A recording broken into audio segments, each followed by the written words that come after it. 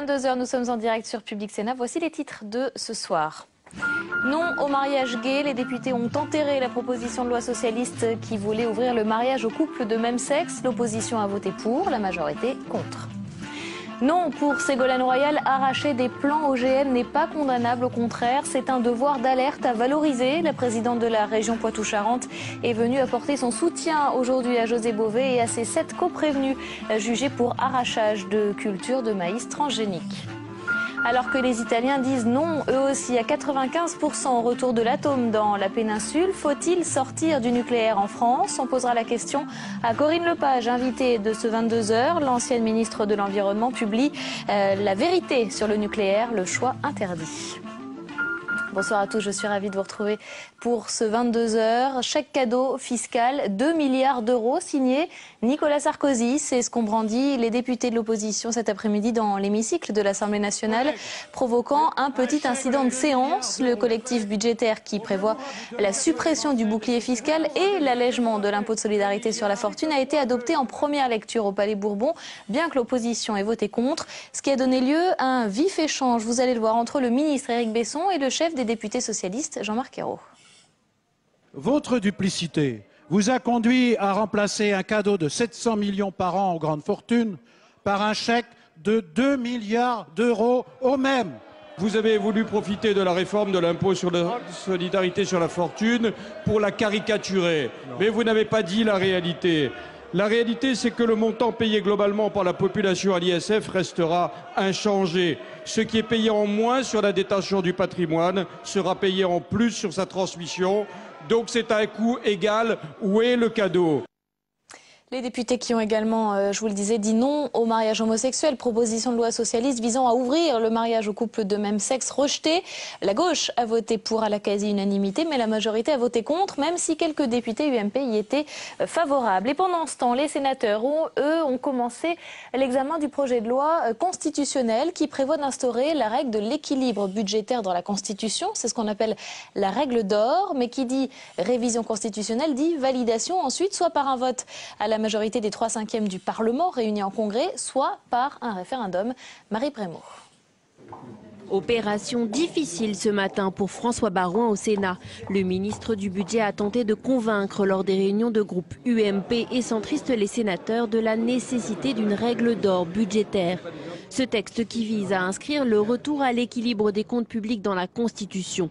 Mais visiblement, au sein de la majorité, les réticences au projet de loi persistent. Je crois que c'est important de faire en sorte que tout le monde soit vertueux, y compris le gouvernement. Et je crois que c'est le sens de la règle d'or. Simplement, ça ne doit pas se faire au détriment de l'initiative parlementaire. L'initiative parlementaire serait sérieusement restreinte. C'est ce que pensent les sénateurs du texte adopté en première lecture à l'Assemblée nationale. Il sera plus possible dans une proposition de loi d'avoir un dispositif qui a des conséquences budgétaires, y compris pour créer des recettes.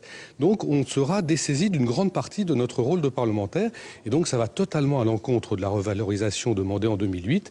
Quant à la gauche, elle y voit notamment une manœuvre politique. Pour simplement faire la démonstration que la gauche d'un côté serait laxiste et que de l'autre côté, la majorité de droite dans ce pays, elle, serait au contraire guidée par la rigueur. C'est pas ça la réalité des choses. Car si tout le monde s'accorde sur la nécessité de réduire le déficit abyssal de la France, les méthodes pour y parvenir divergent. Nicolas Sarkozy voulait avant le début des vacances faire adopter en Congrès cette règle d'or budgétaire pour notamment assurer de sa bonne volonté à l'Union européenne. Mais le président de la République aujourd'hui voit ce scénario idéal quelque peu s'éloigner. Voilà, et de son côté, lui, François Hollande veut inscrire non pas l'équilibre budgétaire, mais le mot social dans la Constitution. Objectif, y inscrire de nouvelles règles entre partenaires sociaux. Bonsoir Guillaume Tabar. Bonsoir. Éditorialiste aux Échos. Alors d'après le dernier sondage IFOP, 54% des Français souhaitent voir l'opposition remporter l'élection présidentielle de l'année prochaine. Mais l'avance de François Hollande se réduit. Maintenant, il est au coude à coude avec Martine Aubry. On ne peut pas y voir l'effet Jacques Chirac, puisque l'enquête a été réalisée avant les déclarations de l'ancien président. Alors comment on explique d'après vous? François Hollande, en fait, est dans cette situation assez périlleuse d'être au sommet de l'échelle des sondages. Jusqu'à présent, depuis le retrait de DSK, c'était lui le favori. Ouais. Mais le sommet d'une échelle, c'est la position à la fois la plus confortable, mais aussi la plus périlleuse, car on risque d'en tomber. Et là, finalement, en termes de calendrier, François Hollande a maintenant 15 jours pour continuer à faire sa course en tête avant que Martine Aubry ne se déclare. Et on peut penser que lorsque la première secrétaire entrera en scène, à son tour, elle bénéficiera d'une sorte d'effet, comme on bénéficiait avant elle, François Hollande, et avant lui encore, Dominique Strauss-Kahn. Donc François Hollande avait un besoin impérieux, j'allais dire, de remettre des idées au pot. Parce qu'il était entré dans la campagne en proposant des idées neuves sur la jeunesse, sur la fiscalité. Ce qui lui a permis d'ailleurs de grimper dans les sondages, d'abord face à Dominique Strauss-Kahn et ensuite de s'installer en tête. Mais depuis, finalement, on ne l'entendait plus apporter des idées. Il avait une posture, un positionnement, mais plus des idées. Il a sans doute senti le danger. C'est pour ça qu'aujourd'hui, il a lancé cette idée donc, de démocratie sociale qui passerait par une révision constitutionnelle. Et on peut imaginer que le soutien, vrai ou pas, de Jacques Chirac peut encore le faire baisser dans les sondages ou pas? Alors, c'est un soutien à double tranchant parce que d'une part, ça peut donner à François Hollande une image d'ouverture, hein, le fait d'être soutenu, même comme vous l'avez dit, si c'est avec ce fameux humour corrézien qui reste encore à définir ou à préciser. En tout cas, ça montre que François Hollande peut ratisser très large sur sa droite. Pour quelqu'un qui a un positionnement social-démocrate, ça peut être un atout. Mais en même temps, il ne faut quand même pas oublier qu'avant d'être élu par l'ensemble des Français, le candidat socialiste doit d'abord être désigné par l'électorat de gauche. Or, pour les électeurs de gauche, et en particulier pour les militants socialistes, j'allais dire pur et dur, le soutien venu de l'ancien président est un cadeau quand même un peu empoisonné. Et un peu trop tôt. Alors, quid de Ségolène Royal, parce qu'elle est toujours derrière dans les intentions de vote, alors qu'elle multiplie les coups médiatiques, après une longue période de silence. Elle dit que d'ailleurs que les sujets viennent à elle pour valoriser son action. Vous pensez qu'elle va remonter, elle aussi? Alors, c'est vrai que pour l'instant, elle est très en retard sur les deux favoris du moment, Martine Aubry et François Hollande. Mais d'abord, Ségolène Royal, on l'a vu depuis des années, ne renonce jamais à rien. Même lorsqu'elle est en position difficile, elle continue à y croire.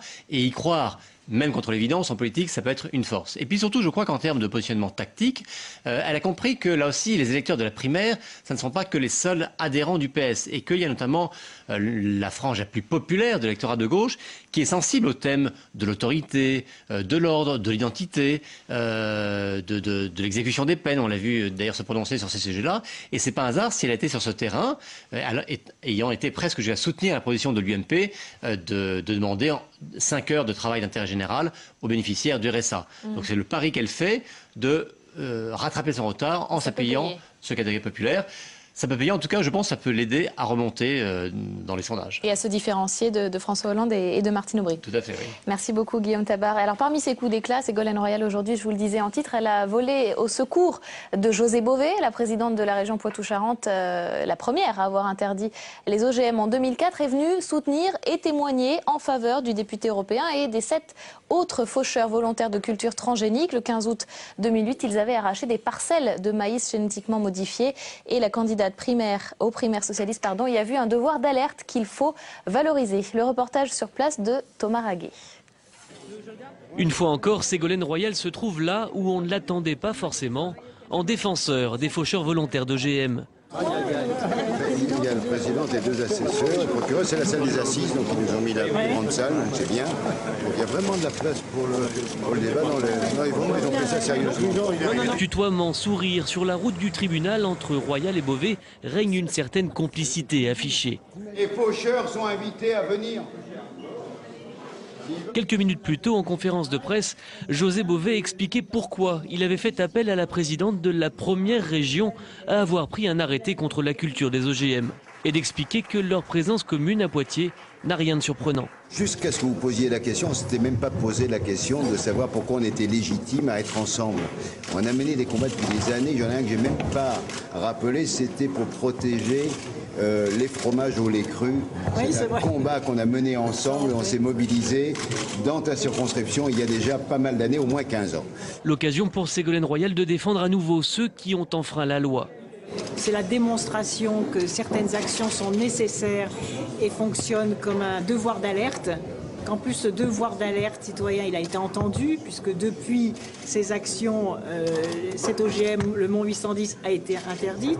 Après ses apparitions aux côtés de Jean-Pierre Chevènement puis de Nicolas Sarkozy la semaine dernière, le soutien de Ségolène Royal à José Bové serait donc étranger à tout plan média. Il n'en reste pas moins un nouvel acte politique pour la candidate à la primaire socialiste. Voilà, et 200 jours amende à 50 €, soit 10 000 € ont été requis à l'encontre de José Bové. 100 jours amende contre ces 7 co-prévenus. Bonsoir Corinne Lepage. Bonsoir. Ancienne ministre de l'Environnement, députée européenne, avocate et présidente de CAP 21. Vous aussi, vous défendez le devoir d'alerte des faucheurs d'OGM ? Oui, devoir d'alerte en général. J'avais eu l'occasion de remettre à Jean-Louis Borloo, il y a maintenant 2 ans, un rapport sur la gouvernance écologique dans lequel je proposais une série de dispositions destinées à protéger les lanceurs d'alerte parce qu'ils jouent un rôle absolument essentiel. Vous savez, que ce soit sur le bisphénol A, sur l'aspartame, sur les OGM, sur le Mediator, on se rend compte que chaque fois qu'on n'a pas écouté les lanceurs d'alerte, on s'en est plutôt mal porté. Donc vous pensez que Ségolène Royal a bien fait d'aller témoigner en faveur de José Bové ? Moi, je ne l'ai jamais fait parce que je suis légaliste et que je suis toujours un petit peu gênée de dire que violer la loi est quelque chose qui doit être défendu, mais je pense qu'il y a un juste milieu à trouver. Et sur le plan politique, comment vous regardez cette ébauche de plateforme écolo-socialiste ? Moi, je pense que la France a besoin d'une grande plateforme, je dirais, écolo-démocrate. Donc, tout cela m'intéresse. J'ai pris des positions très claires pour dire que je ne souhaitais pas du tout un deuxième mandat de Nicolas Sarkozy. Pour autant, je pense qu'il faut du réalisme et que la transition écologique doit être réaliste. Et par conséquent, les tenants de la décroissance, à mon sens, ne répondent pas aux difficultés actuelles. Et entre Eva Joly et Nicolas Hulot, vous avez un préféré ? C'est une primaire des Verts, du parti des Verts. Moi, j'avais souhaité qu'on ait une primaire qui soit ouverte à tous les mouvements de l'écologie politique. LV ne l'a pas souhaité. Bon, donc c'est une primaire des Verts. Moi, je ne suis pas verte et donc je n'ai pas de préférence à exprimer, si ce n'est un regret que toute l'écologie politique ne soit pas représentée dans cette primaire. Est-ce que vous comptez, vous présenter à nouveau à l'élection présidentielle ? Pour le moment, c'est pas le sujet. Je pense que nous allons en parler dans un instant. Je suis sur le fond. Je voudrais contribuer à ce que nos concitoyens puissent sortir des difficultés dans lesquelles ils sont, à bien des égards, que ce soit sur le plan économique et social, avec le chômage et la précarité, que ce soit sur les questions de retrouver les valeurs de la République et un fonctionnement beaucoup plus démocratique de notre société, que ce soit encore sur les rapports à l'Europe, qui bien entendu m'intéresse puisque je suis députée européenne. De vous présenter. Non, tout est ouvert. De manière assez curieuse, la présidentielle de 2012 va se faire assez tard, ce qui n'était pas le cas de celle de 2002 ou celle de 2007. Donc pour le moment, je crois que ce qui est important, c'est de présenter des solutions à nos concitoyens. C'est à cela que je travaille. Alors Jean-Louis Borloo, avant d'en venir effectivement à votre livre sur le nucléaire, a lancé aujourd'hui la machine centriste, réunion entre le Parti radical, dont il est le président, le Nouveau Centre, la gauche moderne et la Convention nationale. Il est important pour l'ancien ministre que la majorité ait 2 pieds. Écoutez-le. Les enjeux qui sont devant nous dans la décennie qui vient, et la décennie commence cet après-midi, ces enjeux-là ne peuvent pas être monolithiques dans le cadre d'une seule formation politique, l'UMP, qui prétendrait pouvoir présenter toute la diversité de nos familles. Voilà des propos recueillis par Mathilde Bélanger. Corinne Lepage, si vous ne vous présentez pas, est-ce que vous pouvez rejoindre Jean-Louis Borloo ? Si Jean-Louis Borloo, son but, c'est de faire réélire Nicolas Sarkozy au 2e tour, certainement pas. Certainement pas. Pour le moment, c'est une confédération qu'il appelle du centre, mais qui est en fait une confédération de centre droit, de gens qui ont tous fait partie du gouvernement de François Fillon. Voilà. Donc moi, est-ce que c'est un bon candidat écolo pour vous ? C'est pas un candidat écolo, c'est un responsable politique qui incontestablement a compris les enjeux auxquels nous sommes confrontés. Ça, c'est une réalité. Ceci dit, le Grenelle dans la réalité, dans les faits, n'est quand même pas un succès. Le succès n'est pas au rendez-vous. Mais c'est quelqu'un qui a compris cela, ce qui n'est pas le cas d'un certain nombre, et même, je dirais, de la majorité des députés de l'UMP, auxquels il a appartenu jusqu'à il y a quelques semaines. Et notamment sur le sujet du nucléaire. Donc vous publiez La vérité sur le nucléaire, le choix interdit. Est-ce que vous pensez qu'il faut faire comme l'Allemagne, qui a décidé d'ici 2022 d'abandonner totalement l'atome ? Oui, on peut pas, je pense qu'on ne peut pas le faire pour 2022. J'observe qu'il y a l'Allemagne, il y a l'Italie, il y a la Suisse. Il y avait la Suisse, ouais. Donc on commence à avoir quand même, qui viennent s'ajouter à tous ceux qui ne voulaient pas du nucléaire. Moi, je défends une thèse de sortie du nucléaire, pas seulement pour des raisons de risque qui sont indéniables. mais pour des raisons économiques et industrielles et pour des raisons financières. Je pense que c'est une mauvaise affaire financière pour les Français. Et je pense qu'en faisant ce choix du tout nucléaire, ou même du plus de nucléaire possible, eh bien nous nous privons tout simplement de développer ce qui pourrait permettre de reconstruire et de réindustrialiser la France, c'est-à-dire les industries de l'efficacité énergétique et des énergies renouvelables. Ce qui est une politique radicalement contraire à ce que font nos voisins. Mais il faut aussi en passer par revenir au charbon, par exemple, non, comme l'envisage l'Allemagne. Il faut certainement pas revenir au charbon. Nous avons 20 ou 30 ans pour réduire le poids du nucléaire dans ce qu'on appelle un mix, mais qui n'a rien de mixte, puisqu'en fait il n'y a quasiment que du nucléaire et de l'hydroélectricité. Il faut réduire ce poids, ne pas construire, commencer par décider de ne pas construire de nouvelles centrales, de manière à nous obliger à mettre en place les solutions, probablement faire appel au gaz, pas au gaz de schiste, mais au gaz dans la période intermédiaire. Et puis, vous savez, quand on regarde les prévisions des experts du groupement international sur le climat, par exemple, ils disent très clairement qu'en 2050, nous sommes au niveau planétaire en capacité de répondre à 80% de nos besoins avec les énergies renouvelables. Il faut faire comme en Italie, organiser un référendum ? Moi, je serais favorable après qu'il y ait eu un réel débat, et notamment un débat sur les sujets que j'aborde dans mon livre, c'est-à-dire les questions économiques et financières. Parce que on dit aux Français que l'électricité est moins chère parce qu'elle est nucléaire. Une des moins chères Elle l'a d'Europe, été, effectivement. c'est vrai. Elle l'a été parce que nous n'avons pas payé dans le prix de notre électricité le démantèlement et le traitement des déchets, mais elle ne le sera plus. D'abord parce que nous allons devoir payer cela, et ensuite parce que les nouvelles constructions sont extrêmement coûteuses. Je rappelle qu'un EPR coûte entre 5 et 6 milliards d'euros l'unité. Merci Corinne Lepage. Alors on a posé la question, nous, à nos téléspectateurs via notre partenaire, le Figaro.fr. Faut-il organiser un référendum? Êtes-vous favorable à un référendum? Oui à 43%, non à 56%. Voilà, la question était, après l'Italie, la France doit-elle organiser un référendum? Il y a quand même 77% des Français qui se sont prononcés pour une sortie du nucléaire. Hein. Peut-être sans référendum, ils ont déjà la solution. Et alors, Europe Écologie Les Verts, eux, mettent comme préalable, comme condition sine qua non à un éventuel accord avec le Parti Socialiste, d'inscrire la sortie du nucléaire. Ça doit aller dans le sens que vous souhaitez? Oui, bien sûr, ça va dans le sens que je souhaite, mais encore une fois, c'est pas une question religieuse ou dogmatique. C'est que c'est l'intérêt des Français que de sortir du nucléaire, parce que c'est une manière de reconstruire une nouvelle économie beaucoup plus décentralisée, beaucoup plus ouverte, avec une démocratie beaucoup plus vivante, parce que le nucléaire implique le culte du secret. Merci Corinne Lepage. L'Italie, elle, on le disait, a tranché. C'est un non cinglant au retour à l'atome dans la péninsule. 95% des Italiens ont refusé de rouvrir les centrales par référendum hier. Une claque pour Silvio Berlusconi. Aurélien Romano.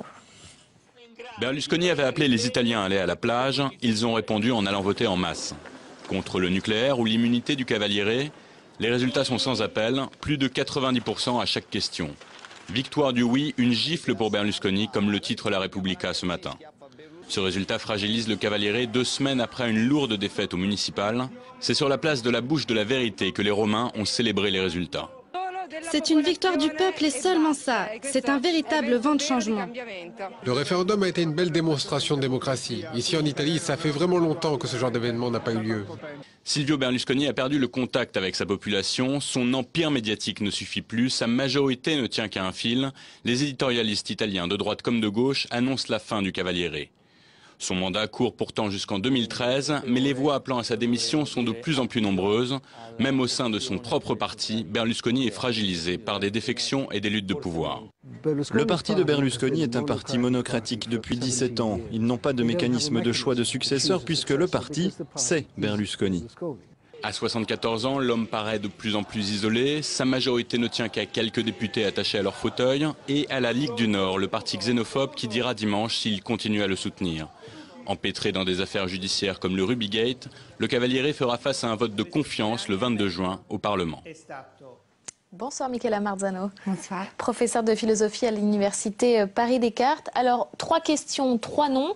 Est-ce que vous pensez que les Italiens sont viscéralement opposés au nucléaire, traumatisés par Fukushima, ou qu'ils auraient répondu non à Berlusconi, quelle que soit la question? Moi, je parle les deux. C'est-à-dire, la question du nucléaire est importante aussi en Italie, mais c'est vrai que ces référendums avaient une signification surtout politique. Dans le sens où Berlusconi était sûr que les quorums n'auraient pas été à temps. Et en fait, il s'est trompé parce que désormais, il a perdu contact avec les changements et les modes de pensée. Il fallait 50% de votants minimum. Il fallait 50 plus 1. Et il y en a eu 57, ce qui n'est jamais vu depuis des années. Depuis 16 ans. Depuis 16 ans, on n'arrivait pas à atteindre les quorums. Et puis, à l'intérieur du quorum, on a eu 95% des non. Enfin, des oui et donc des non par rapport aux lois. Parce qu'en fait, en Italie, les référendums est abrogatif. Donc, en fait, on a dit oui pour abroger les lois que Berlusconi avait votées. On a dit non à Berlusconi, on a dit non au nucléaire et non à la privatisation de l'eau. Ça, c'est clair. Donc, c'était véritablement contre le Cavaliere. C'en est fini du Cavaliere pour vous ? Alors, il faut évidemment attendre parce qu'en Italie, tout est toujours possible. Je crois, cela dit, que c'est définitivement terminé. Alors, il y a eu un très beau édito aujourd'hui dans la Repubblica du directeur Ezio Mauro qui disait la flûte enchantée s'est brisée définitivement parce que les Italiens ne sont plus disposés à entendre la musique du Cavaliere, d'une part, et puis d'autre part, ça a été aussi pour la première fois la manifestation des Italiens en tant que nous. C'est-à-dire, c'est la fin du jeu JE, c'est-à-dire jeu en tant que Berlusconi qui décide à la place des Italiens ce qu'il faut faire. Et il y a eu une prise de conscience qui a été très importante et qui est passée notamment par le web. Et ça, c'est une nouveauté par rapport aux dernières années parce que Berlusconi qui contrôle les médias et notamment la télévision, mais il n'avait pas du tout compris l'ampleur du phénomène web. Et donc, il n'avait pas du tout compris que quelque chose de semblable à ce qui s'est passé dans les pays arabes pouvait aussi se passer en Italie. D'accord, donc ça ne suffit plus de contrôler les organes de communication aujourd'hui. Alors, ça ne suffit plus, même si, évidemment, la télévision aussi est importante pour forger l'opinion publique. Mais c'est vrai aussi que ces derniers mois, en Italie, la prise de conscience de ce que Berlusconi était en train de faire à l'Italie a été progressive. Il ne faut pas oublier non plus ce qui s'est passé le mois de février, quand il y a eu la manifestation le 13 février, où plus d'1 million de personnes ont participé aux manifestations contre Berlusconi à cause de son attitude vis-à-vis des femmes. C'est ça qui a fait déborder le vase? C'est vraiment ces scandales sexuels à répétition? Je crois que ça a été la goutte qui a fait déborder le vase. Parce qu'à partir de là, il y a eu une prise de conscience que tout ce qu'il était en train de raconter ne correspondait pas à la réalité. Et donc, en fait, on s'est rendu compte que ce qu'il était en train de donner à voir était une image retouchée de l'Italie qui n'avait plus aucun lien avec la réalité. Là où la réalité, en fait, elle est assez dramatique en Italie d'un point de vue économique, d'un point de vue social. Et puis, effectivement, cette attitude de Berlusconi et d'autres hommes politiques vis-à-vis des femmes a été la goutte qui a fait déborder les vases. Et donc, très brièvement, vous pensez qu'il peut y avoir des législatives anticipées, que sa coalition peut se fissurer? Alors, il est fort possible. Je ne crois pas que ce soit pour l'immédiat, pas les 22 juin. Les 22 juin, je crois que plutôt ça va être un vote juste pour confirmer parce qu'il y a eu un changement au niveau ministériel. Mais il est fort possible que quelque chose arrive à la rentrée. Avant la fin de la législature. Avant la fin de la législature. Qui est prévue en 2013. Absolument. Merci beaucoup. Merci d'être venu sur ce plateau décrypter cette gifle pour Silvio Berlusconi. Tout ce qui vous a échappé maintenant dans le reste de l'actualité, le tour de l'info est préparé ce soir par Flora Gando.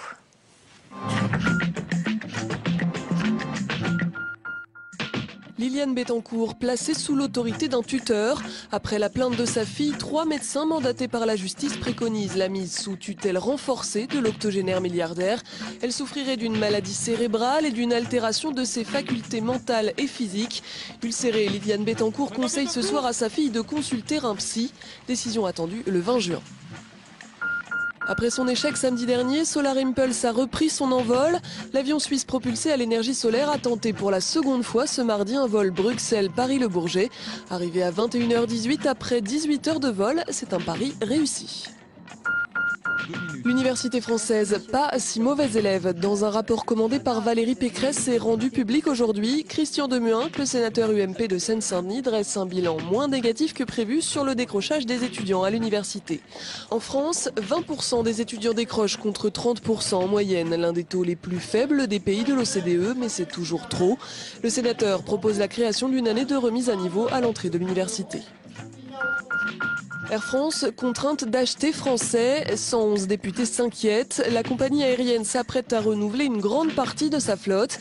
Des députés UMP demandent à l'État de contraindre Air France à acheter des A350 Airbus plutôt que des Boeing 787. C'est la plus grosse commande jamais réalisée par le groupe français. Une centaine d'avions long courrier, au total 20 milliards d'euros.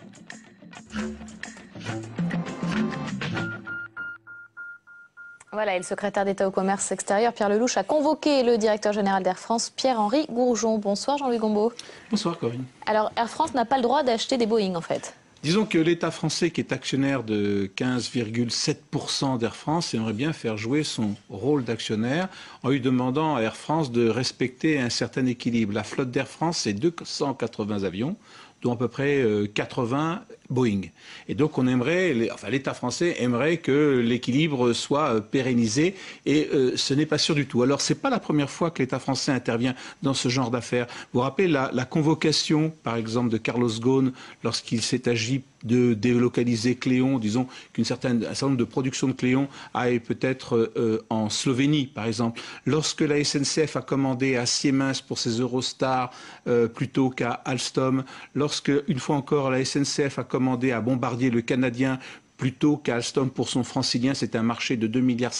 Là, on est sur 20 milliards. Donc là, c'est quelque chose d'absolument considérable. Alors le problème, il est le suivant, c'est qu'on comprend que l'État veuille faire jouer son droit d'actionnaire, SNCF ou Air France, par exemple, mais il faut bien se mettre aussi à la place des entreprises. Par exemple, vous prenez la SNCF. Comment vous pouvez demander à la SNCF de ne pas perdre d'argent, plutôt de gagner d'argent, et de ne pas jouer sur la concurrence sur ses fournisseurs?